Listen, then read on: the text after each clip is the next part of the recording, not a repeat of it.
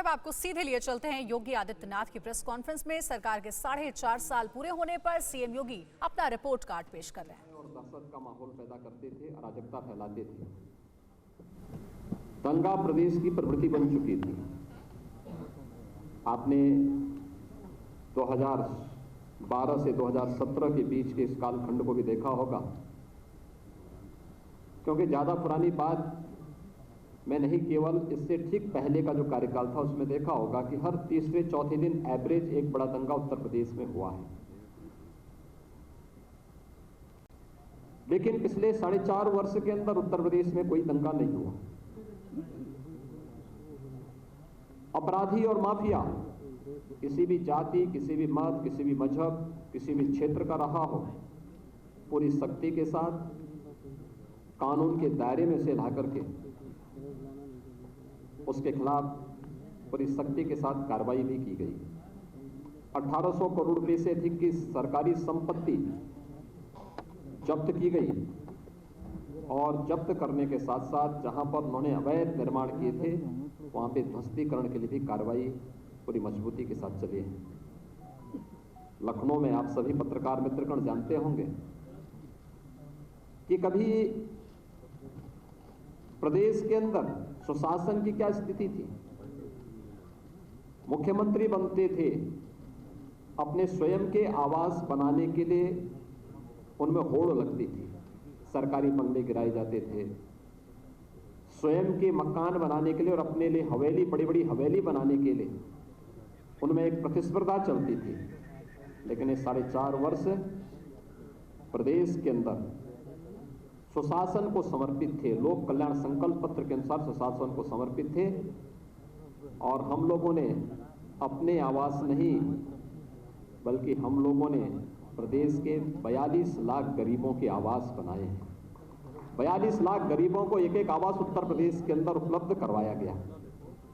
यही तो सुशासन है, जहां पर गांव के लिए, गरीब के लिए, किसान के लिए, नौजवान के लिए, महिलाओं के लिए शासन की योजनाओं का लाभ देना, उनके मन में शासन प्रशासन के प्रति विश्वास जागृत करना और उन्हें शासन की योजनाओं के साथ जोड़ करके प्रदेश को सर्वांगीण विकास के पथ पर अग्रसर करने की दिशा में आगे बढ़ा देना। और यही तो एक पहचान इस नए उत्तर प्रदेश की है, नए भारत की, इस नए उत्तर प्रदेश की है। आपने उत्तर प्रदेश का दृश्य भी देखा होगा कि कोई आपदा आती थी, महीनों महीनों वर्षों वर्षों लग जाते थे, इस योजनाओं का लाभ उन गरीबों को नहीं मिल पाता था। आज आप देखते होंगे अगर कहीं पर कोई आपदा आती है,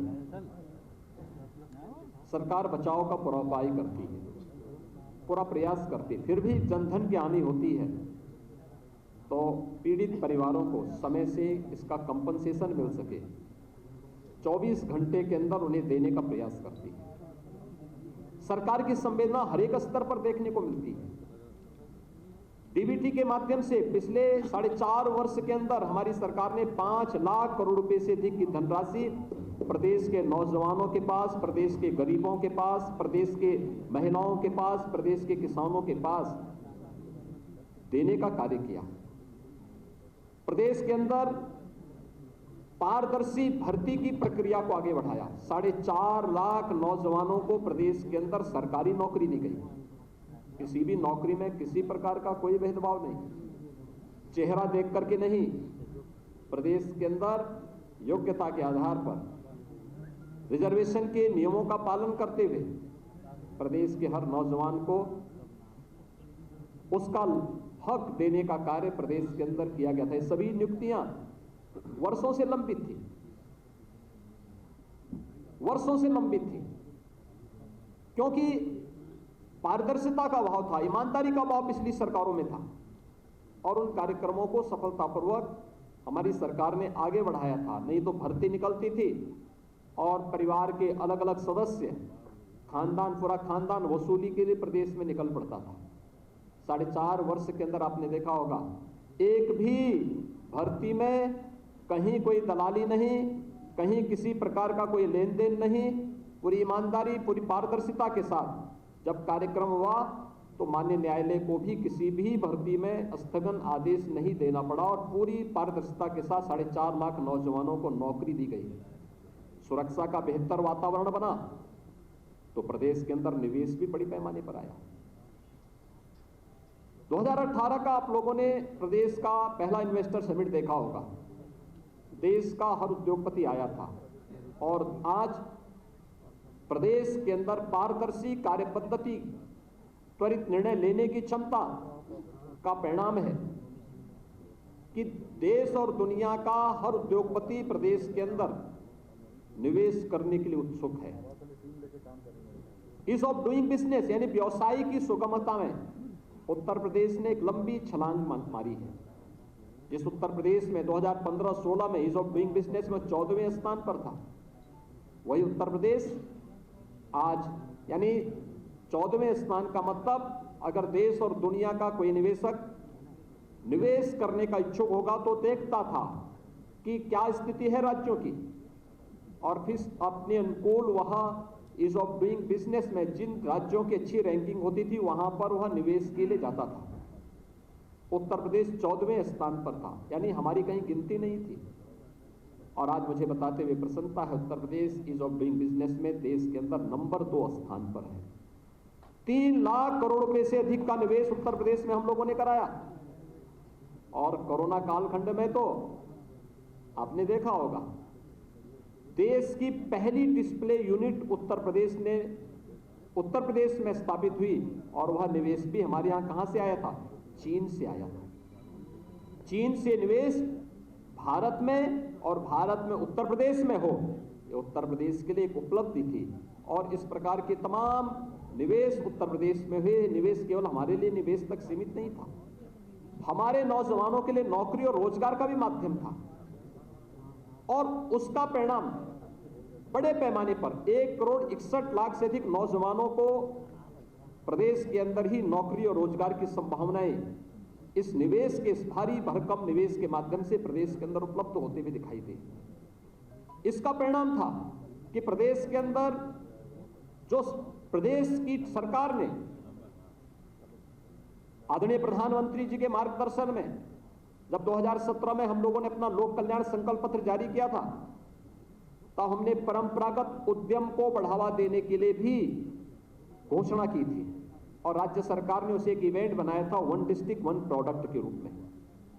आज आप देख रहे होंगे सूक्ष्म लघु मध्यम उद्यम जो उत्तर प्रदेश के अंदर एक समय में मृत प्राय सा हो गया था, आज वह उत्तर प्रदेश के अंदर 1,21,000 करोड़ रुपए का प्रतिवर्ष एक्सपोर्ट कर रहा है और उत्तर प्रदेश एक्सपोर्ट के एक नए हब के रूप में देश के सामने विकसित हुआ है। उत्तर प्रदेश में परंपरागत कारीगर और हस्तशिल्पियों को प्रोत्साहित करने के लिए विश्वकर्मा श्रम सम्मान के माध्यम से भी स्वतः रोजगार की ढेर सारी संभावनाएं बढ़ी। उनके प्रशिक्षण, उन्हें टूल किट उपलब्ध कराना और व्यवस्थित रूप से उन्हें अपने आत्मनिर्भर भारत के आदरणीय प्रधानमंत्री जी के लक्ष्य को प्राप्त करने के लिए प्रेरित करना, विश्वकर्मा श्रम सम्मान इस दिशा में बेहतरीन रूप से कार्य कर रहा है। तो सुरक्षा का जो एक बेहतरीन वातावरण प्रदेश के अंदर तैयार हुआ, आज वो आप सबके सामने है कि वह निवेश की संभावनाओं को ही बढ़ाया है। वह प्रदेश के अंदर चाहे वह बहन और बेटियों की सुरक्षा से जुड़ा हुआ मामला रहा हो, प्रदेश के उद्यमियों के सामने, प्रदेश के व्यापारियों के सामने, प्रदेश की आम नागरिकों के सामने सुरक्षा का एक बेहतर वातावरण प्रदेश सरकार ने जहां स्थापित किया, वहीं सुशासन के लक्ष्यों को प्राप्त करने में भी प्रदेश सरकार ने इस दौरान सफलता प्राप्ति की। खासतौर पर नौजवानों के लिए नौकरी का मुद्दा हो या फिर प्रशासन में ट्रांसफर और पोस्टिंग का मामला। 2017 के पहले ट्रांसफर और पोस्टिंग एक उद्योग हो चुका था, इसकी भी बोली लगती थी, इसके नाम पर भी हर एक पोस्ट बिकता था। लेकिन पिछले 4.5 वर्ष के अंदर कोई भी व्यक्ति आरोप नहीं लगा सकता कि किसी भी विभाग में ट्रांसफर पोस्टिंग में कोई लेन देन हुआ है। प्रशासन में स्थिरता दी गई। 2017 के पहले आप देखेंगे अधिकारी वे कमिश्नरी स्तर पर हो, जोन स्तर पर हो, रेंज स्तर पर हो, जनपद स्तर पर हो, तहसील स्तर पर हो, थाने स्तर पर हो, हर महीने 2 महीने में ताश के पत्तों की तरह फेंटे जाते थे। लेकिन 4.5 वर्ष के अंदर आपने देखा होगा प्रशासनिक स्थिरता, हर एक स्तर पर उस स्थिरता ने एक स्थायित्व दिया और उस स्थायित्व ने लोगों में कार्य करने की गति दी, लोगों का विकास के प्रति रुझान बढ़ाया। फिक्र आपकी, सोमवार से शुक्रवार रात 9 बजे सिर्फ TV9 भारतवर्ष पर।